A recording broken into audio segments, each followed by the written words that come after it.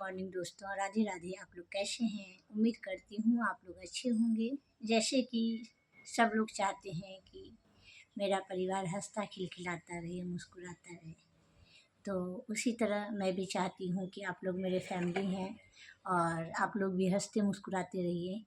तो आज मैं इस जो दौर चल रहा है, ये जो युग चल रहा है, इस दौर के बारे में कुछ बातें करना चाहूँगी। आप लोगों के सामने इस वीडियो के माध्यम से कुछ बताना चाहूँगी।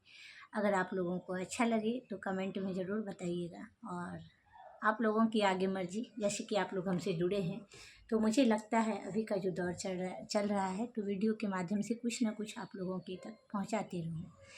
तो मेरा मानना है ना कि अभी का जो युग है ना, विश्वास, जैसे कि मैंने कल बोला था विश्वास नहीं करना चाहिए, तो एक विश्वास जो है ना वो अपने ऊपर करिए।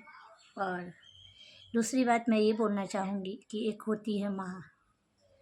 माँ से बड़ा इस दुनिया में कोई नहीं है, ठीक है।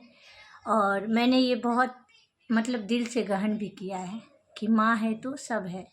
कहने का मतलब है ना कि बहुत ऐसे फैमिलीज़ होते हैं जहाँ पैसों की तंगी होती है, जहाँ की कह सकते हैं सपोर्ट की तंगी होती है, कोई एक दूसरे को सपोर्ट करने वाला नहीं होता है।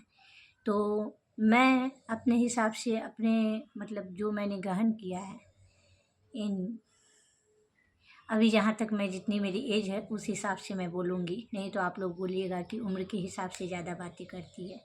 तो ऐसी कुछ बात नहीं है, उम्र के हिसाब से लोग बात नहीं करते हैं। लोग का जो है ना ये बोलने का तो मेंटलिटी है, वो तो बोलेंगे, बट मैंने अभी तक जो ग्रहण किया है और अपने अंदर जो मैंने महसूस किया है वो मैंने आप लोगों के सामने रखने का निश्चय किया है। तो टॉपिक के आधार पे मैं ये बोलना चाहूँगी कि एक होती है माँ, जो कि वो सभी बच्चों को अपने सीने से लगा के रखती है, चाहे वो बेटी हो या बेटा हो। चाहे वो कहते हैं ना कि अभी कलयुग चल रहा है, माँ बाप भी पैसे के लिए ही पूछते हैं, ऐसा कुछ नहीं है। हाँ, थोड़ा पैसों की तंगी होती है तो वो थोड़े पैसे से चाहत रखती है कि मेरे बच्चे मेरी तकलीफ़ को समझे। जहाँ तक पैसों की बात आती है तो ऐसा कुछ भी नहीं है। माँ जो होती है वो सभी बच्चों के लिए एक होती है, और मैंने ये बहुत हद तक ग्रहण किया है। मेरा मानना है कि अभी का जो दौर चल रहा है तो सभी लोग अपनी माँ को, बूढ़ी माँ, बूढ़े बाप, जैसे कि अभी अनाथालय बना है, वृद्धा आश्रम बना है, तो अनाथालय भी नहीं बोल सकते, अनाथालय भी बना है। तो वृद्धा आश्रम बनना नहीं चाहिए बूढ़े बुजुर्गों के लिए, ये बहुत बुरी बात है मेरे हिसाब से।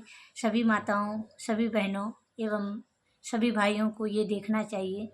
अगर मान लीजिए हम किसी के घर में शादी करके जा रहे हैं तो मुझे भी माँ ने जन्म दिया है, और जहाँ शादी करके जा रही हूँ वहाँ भी उनको माँ ने ही जन्म दिया है, तो मेरी माँ उनकी माँ बराबर है।